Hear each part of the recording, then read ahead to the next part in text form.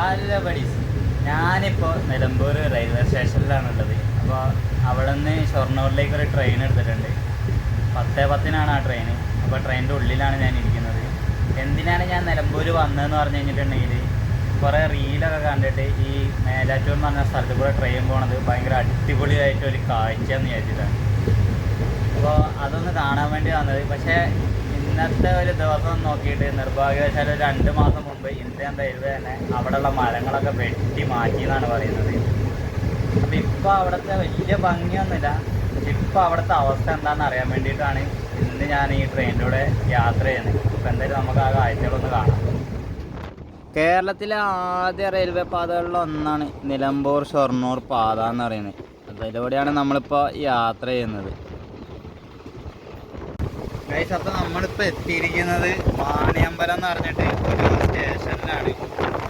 അതായത് നിലമ്പൂരിൽ നിന്ന് 2ാമത്തെ സ്റ്റേഷനാട്ടോ വാണിയമ്പലം എന്ന് പറയുന്നത്. നിലമ്പൂർ ടു ഷൊർണൂർ, അതിൽ 2ാമത്തെ സ്റ്റേഷനാണ് വാണിയമ്പലം എന്ന് പറയുന്നത്. നിലമ്പൂർ ടു ഷൊർണൂർ എന്ന് പറയുന്നത് ഏകദേശം 66 കിലോമീറ്ററാണ്. അതായത് നമ്മുടെ ഈ ട്രെയിനിൽ കയറി കഴിഞ്ഞിട്ടുണ്ടെങ്കിൽ 1 മണിക്കൂർ 40 മിനിറ്റ് കൊണ്ട് നമുക്ക് അവിടെ എത്താൻ പറ്റും.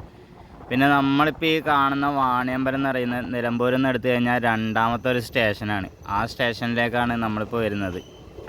നിലമ്പൂർ മുതൽ ഷൊർണൂർ വരെ പോകുന്നതൊക്കെ ഈ ചെറിയ റെയിൽവേ സ്റ്റേഷനുകളാണ് കേട്ടോ. എനിക്ക് തോന്നുന്നത് ഇവിടെ മാത്രമാണ് 2 ലൈനുകളുള്ളത്. അതായത് ട്രെയിനുകൾക്ക് കടന്നു പോകാൻ പറ്റുന്നത്, 2 ട്രെയിനുകൾക്ക് കടന്നു പോകാൻ പറ്റുന്നത് ഇവിടെ മാത്രമാണ്.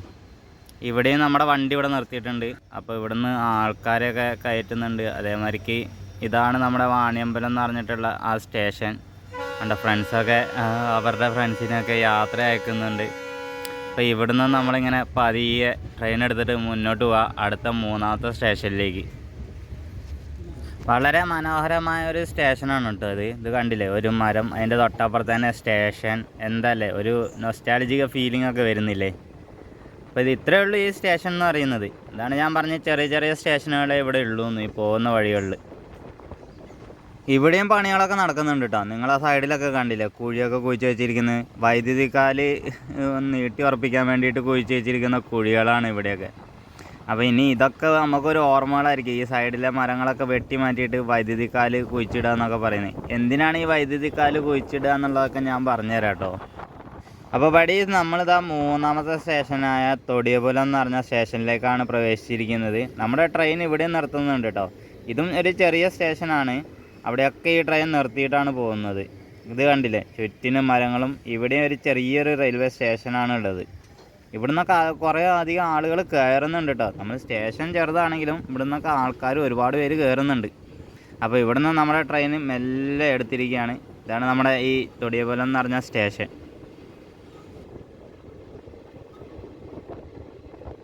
ഇനി നമ്മൾ ഈ റെയിൽവേയുടെ ചരിത്രമൊക്കെ പരിശോധിക്കുകയാണെങ്കിൽ 1921 ബ്രിട്ടീഷുകാരാണ് ഈ പാത നിർമ്മിച്ചത്. ഇത് എന്തിനാണ് നിർമ്മിച്ചതെന്ന് ചോദിച്ചു കഴിഞ്ഞിട്ടുണ്ടെങ്കിൽ ഇവിടെ നല്ല തേക്കുകൾ കിട്ടും നിലമ്പൂരിൽ.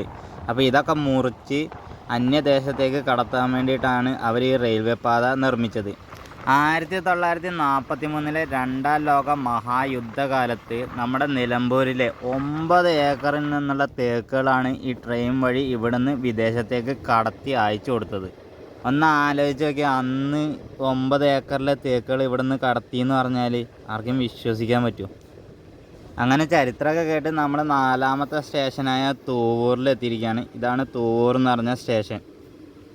ഇതും മനോഹരമായൊരു സ്റ്റേഷൻ തന്നെയാണ് കേട്ടോ. അപ്പോൾ മനോഹരമായ 4ാമത്തെ സ്റ്റേഷനാണ് നമ്മളിപ്പോൾ കാണുന്നത്.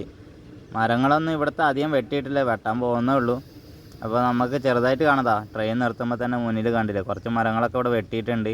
അതേപോലെ ഇവിടുന്നും കുറച്ചധികം ആൾക്കാരൊക്കെ കയറുന്നുണ്ട് കേട്ടോ തൂവൂർ സ്റ്റേഷൻ. അപ്പോൾ ട്രെയിൻ എടുത്തപ്പോഴാട്ടോ നമ്മളിത് കണ്ടത്. ആ സൈഡ് മാത്രമാണ് മരം മുറിക്കാത്തുള്ളൂ. ഇവിടുത്തെ മരങ്ങളൊക്കെ മുറിച്ചങ്ങോട്ട് മാറ്റിയിട്ടുണ്ട്. ഇതൊക്കെ എത്ര വലിയ വലിയ മരങ്ങളാണ് മുറിച്ച് മാറ്റിയതെന്ന് കാണുമ്പോൾ മനസ്സിനൊരു സങ്കടമായിട്ടുള്ളൊരു കാഴ്ച കേട്ടോ. നമുക്ക് തണലേകിയ ഈ മരങ്ങളൊക്കെയാണല്ലോ മുറിച്ച് മാറ്റിയതെന്ന് പറഞ്ഞിട്ട്. ഓക്കെ, ഈ സൈഡിൽ മൊത്തം മരങ്ങളും മുറിച്ച് മാറ്റിയിട്ടുണ്ട്. അപ്പോൾ തൂവൂർ സ്റ്റേഷൻ്റെ ഒരു സൈഡിലെ മരങ്ങളും മൊത്തം മുറിച്ച് മാറ്റിയിട്ടുണ്ട്. അപ്പോൾ തൂവൂർ സ്റ്റേഷൻ കഴിഞ്ഞ് ഇനിയിപ്പോൾ നമ്മൾ അടുത്ത സ്റ്റേഷനിലോട്ട് ഇങ്ങനെ പോയിക്കൊണ്ടിരിക്കുകയാണ്. ഗൈസ്, അപ്പോൾ നമ്മളെല്ലാവരും കാത്തിരുന്ന സ്റ്റേഷനാണ് ഇനി നമ്മൾ അടുത്തതായി കാണാൻ പോകുന്നത്. ഒരുപാട് സിനിമകളുടെയൊക്കെ ഇഷ്ട ലൊക്കേഷനായ ആ സ്ഥലമാണ് നമ്മളിനി കാണുന്നത്, മേലാറ്റൂർ. നമ്മൾ മേലാറ്റൂർ പോയിക്കൊണ്ടിരിക്കുമ്പോൾ കാണുന്ന കാഴ്ചയാണ് കേട്ടത്. ഇവിടുത്തെ മരങ്ങളൊക്കെ ഏകദേശം ഓൾമോസ്റ്റ് എല്ലാം മുറിച്ച് മാറ്റിയിട്ടുണ്ട്. ഓരോരോ കാല് കുഴിച്ചിടാനുള്ള സിമെൻറ്റും കൊണ്ടെടുത്ത ഹോളൊക്കെ കണ്ടില്ലേ. വികസനമൊക്കെ വരണം. വികസനം വരുമ്പോൾ ഇതൊക്കെയാണ് അവസ്ഥ. 1940 ആ യുദ്ധത്തിന് ശേഷം 80കളിലാണ് പിന്നെ വീണ്ടും ഈ പാത നവീകരിച്ചത്. അന്ന് ഈ എൻജിനൊക്കെ മാറ്റിയിട്ട് കൽക്കരിയുടെ എൻജിൻ മാറ്റിയിട്ട് ഡീസലിൻ്റെ എൻജിനൊക്കെയാണ് ആക്കിയത്. ഇപ്പോൾ ഏകദേശം 11 ട്രെയിൻ ഈ റൂട്ടിൽ സർവീസ് നടത്തുന്നുണ്ട്. അപ്പോൾ ഈ എൻജിൻ മാറ്റി വെക്കുക എന്ന് പറഞ്ഞു കഴിഞ്ഞിട്ടുണ്ടെങ്കിൽ ആകെ 2 എൻജിനേ ഉള്ളൂ ഈ റൂട്ടിൽ. മാറ്റി വെക്കുന്നത് ഭയങ്കര കഷ്ടമാണ്. അതുകൊണ്ടാണ് അവർ ഈ റെയിൽവേ പാത വൈദ്യുതീകരിക്കുന്നത്. അങ്ങനെ നമ്മൾ മേലാറ്റൂർ സ്റ്റേഷനിൽ എത്തിയിരിക്കുകയാണ് ഗൈസ്. വെട്ടം സിനിമ കണ്ടവർക്കറിയാം മേലാറ്റൂരിൻ്റെ ഒരു ഭംഗി എന്ന് പറയുന്നത്.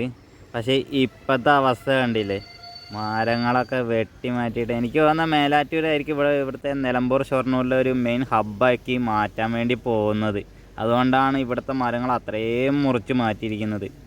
ആ വെട്ടം സിനിമയിൽ അടിപൊളിയായിട്ട് കാണിക്കുന്ന ആ കാഴ്ചകളൊക്കെ ഉണ്ടല്ലോ, ഇനി നമുക്ക് കാണാൻ പറ്റില്ല. ഒന്നില്ലെങ്കിൽ ഇനി റെയിൽവേ തന്നെ ഇവിടെ മരങ്ങളൊക്കെ രണ്ടാമത് വെച്ച് പിടിപ്പിക്കണം. അതൊക്കെ ആകുമ്പോഴത്തേനും ഒരു 2030 2035 ആകുമ്പോഴത്തേനും ഇതേമാതിരിക്ക് നല്ലൊരു ഭംഗിയുള്ള സ്ഥലം നമുക്ക് നേരെ തിരിച്ചു കിട്ടുമെന്നാണ് ഞാൻ വിചാരിക്കുന്നത്.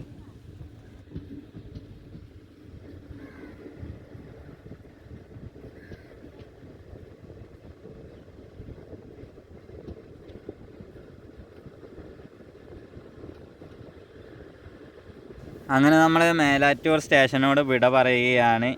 ഇനി നമ്മൾ അടുത്ത സ്റ്റേഷനിലോട്ടാണ് പോകുന്നത്. അപ്പോൾ നിങ്ങൾക്ക് ഈ മേലാറ്റൂർ സ്റ്റേഷൻ ഇപ്പോൾ കണ്ടല്ലോ, അതിനെക്കുറിച്ച് നിങ്ങളുടെ അഭിപ്രായം എന്താണെന്നുള്ളതൊന്ന് കമൻറ്റ് ചെയ്യുക. ഇനി നമുക്ക് ആ മേലാറ്റൂർ കഴിഞ്ഞാൽ കാണാവുന്ന കാഴ്ച എന്ന് പറഞ്ഞാൽ ഇതാണ്. ആ മരങ്ങളൊക്കെ മുറിച്ച് വീതിയൊക്കെ കൂട്ടി വൈദ്യുതിക്കാല് കുഴിച്ചിടാൻ വേണ്ടിയിട്ട് ഇതാണ് ഇപ്പോഴത്തെ മേലാറ്റൂർ മുതൽ നമ്മൾ ഷൊർണൂർ വരെയുള്ള കാഴ്ചകളെന്ന് പറയുന്നത്. ഏകദേശം പണി അത്രത്തോളം ആയിട്ടുണ്ട് കേട്ടോ. മരങ്ങളൊക്കെ ഒരുപാട് പോയിട്ടുണ്ട്. നേരത്തെ എനിക്ക് തോന്നുന്നത് നമ്മളൊക്കെ നേരത്തെ ഈ മരങ്ങളൊക്കെ ഉണ്ടായിരുന്നപ്പോൾ ഇതിലൂടെ യാത്ര ചെയ്തിട്ടുണ്ടെങ്കിൽ നല്ലൊരു ഫീലിംഗ് കിട്ടിയേനെ. പക്ഷേ ഇപ്പോഴാണ് എനിക്കൊരവസരം കിട്ടിയത്. ഇതേമാതിരിക്ക് ഒരുപാട് പേര് വിചാരിക്കുന്നുണ്ടാവില്ലേ, ഇപ്പോഴാണ് ആ കാഴ്ചകളൊന്നും കാണാനും പറ്റുന്നില്ല. ഇതാണ് പറയുന്നത്, നമുക്ക് കിട്ടുന്ന അവസരങ്ങളൊന്നും പാഴാക്കരുതെന്ന്. ഓരോ നിമിഷവും വിലപ്പെട്ടതാണ്. ഓരോ നിമിഷവും നമ്മൾ എൻജോയ് ചെയ്യുക.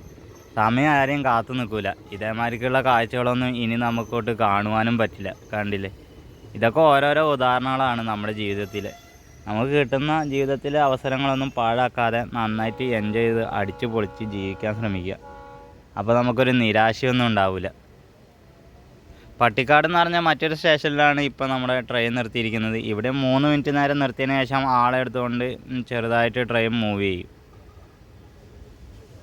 ഏകദേശം ഒരു 2024 ആകുമ്പോഴത്തേക്കും ഇവിടെയൊക്കെ ഈ റെയിൽവേ പാത നന്നായിട്ട് വൈദ്യുതീകരിക്കും. അപ്പോൾ എനിക്ക് പറയാനുള്ള ഒരു അഭിപ്രായം, ഒരു സജഷൻ എന്ന് പറഞ്ഞു കഴിഞ്ഞിട്ടുണ്ടെങ്കിൽ നമ്മുടെ വയനാട്ടിലും കൂടെ ഒരു റെയിൽവേ പാത വരണം എന്നാണ്. അപ്പോൾ ഇതിൻ്റെ ഈ നിലമ്പൂരിൽ നിന്ന് നഞ്ചങ്കോട് സുൽത്താൻ ബത്തേരി വഴി ഈ പാതയുടെ സർവേ ഒക്കെ നടന്നു പോയതാണ്. അതും കൂടെ കുറച്ചും കൂടെ സ്പീഡിലാക്കുകയാണെങ്കിൽ കേരളത്തിൽ റെയിൽവേ സ്റ്റേഷൻ വരുന്ന 13ാമത്തെ ജില്ല എന്നുള്ള പേര് നമ്മുടെ വയനാടിന് സ്വന്തമാവും. വയനാട്ടിലൂടെ അങ്ങനെ ഒരു റെയിൽവേ പാത വരികയാണെങ്കിൽ അത് കാണുവാൻ തന്നെ വിനോദസഞ്ചാരികളായിരിക്കും ഏറ്റവും കൂടുതൽ വരിക. ആ കാട്ടിലൂടെയുള്ള യാത്രയൊക്കെ ആസ്വദിക്കുക എന്ന് പറയുന്നത് വളരെ മനോഹരമായൊരു യാത്ര തന്നെയായിരിക്കും. മൃഗങ്ങളെയും കണ്ടുകൊണ്ട് നമ്മൾ വയനാട് വരെ നഞ്ചങ്കോട് നിന്ന് വയനാട്ടിലേക്ക് ബത്തേരി വഴി, അതായത് നിലമ്പൂർ, അതിലൂടെയൊക്കെ യാത്ര എന്ന് പറയുന്നത് വളരെ മനോഹരം. ഇപ്പം തന്നെ കണ്ടില്ല, നമ്മൾ ഷൊർണൂർ ടു നിലമ്പൂർ എന്ന് പറയുന്ന പാത അതിമനോഹരമായൊരു പാതയാണ്. അതേപോലെ തന്നെ ആയിരിക്കും ഇനിയിപ്പോൾ ഷൊർണൂർ ടു നഞ്ചങ്കോട് എന്ന് പറയുന്നത്. അതിൽ വയനാടും കൂടെ ഉൾപ്പെടുമ്പോൾ അടിപൊളിയായിരിക്കില്ലേ. അങ്ങനെ കഥകളും കാഴ്ചകളും ഈ മനോഹരമായ പാതയും ആ പാതയുടെ ഇപ്പോഴത്തെ അവസ്ഥയൊക്കെ കണ്ടുകൊണ്ട് നമ്മളിതാ ഷൊർണൂർ എത്തിയിരിക്കുകയാണ്. ഏകദേശം 11:50 ഞാൻ ഈ ഷൊർണൂർ എത്തിയപ്പോഴേക്കും. ട്രെയിൻ എന്തായാലും കറക്റ്റ് ടൈമാണ്. ഏകദേശം ഒരു 10 മിനിറ്റ് മാത്രമേ ലേറ്റ് ആയിട്ടുള്ളൂ.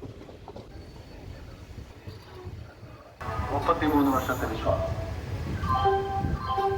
യാത്രക്കാരുടെ ശ്രദ്ധയ്ക്ക് ട്രെയിൻ നമ്പർ 064647 പ്ലാറ്റ്ഫോമിലേക്ക് എത്തിച്ചേരും. സോ ഗൈസ്, അപ്പം ഞാനിതാ ഷൊർണൂർ ജംഗ്ഷനിൽ എത്തിയിരിക്കുകയാണ്. ഇപ്പോൾ എത്തിയിട്ടുള്ളൂ. 11:30ക്കാണ് കറക്റ്റായിട്ട് എത്തിയത്. അപ്പോൾ ഇപ്പം നിങ്ങൾ ആ ഷൊർണൂർ നിലമ്പൂർ പാതയുടെ അവസ്ഥ നിങ്ങൾ കണ്ടു കാണുമല്ലോ.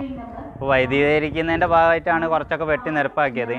അപ്പോൾ പ്രകൃതി അതിൻ്റെ ഡബിളായിട്ട് നല്ല മനോഹരമായ ഒരു പാത തിരിച്ചു തരട്ടെ എന്ന് തന്നെ ആശംസിക്കുന്നു. എന്തായാലും നിങ്ങളുടെ അഭിപ്രായങ്ങളും കൂടെ കമൻറ്റ് ബോക്സിലൊന്ന് രേഖപ്പെടുത്തുക. പിന്നെ മറക്കാതെ ലൈക്ക്, ഫോളോ, സബ്സ്ക്രൈബും കൂടെ ചെയ്യാം. മറ്റൊരു വീഡിയോയിൽ കണ്ടുമുട്ടുന്നവരെ എല്ലാവർക്കും ബൈ.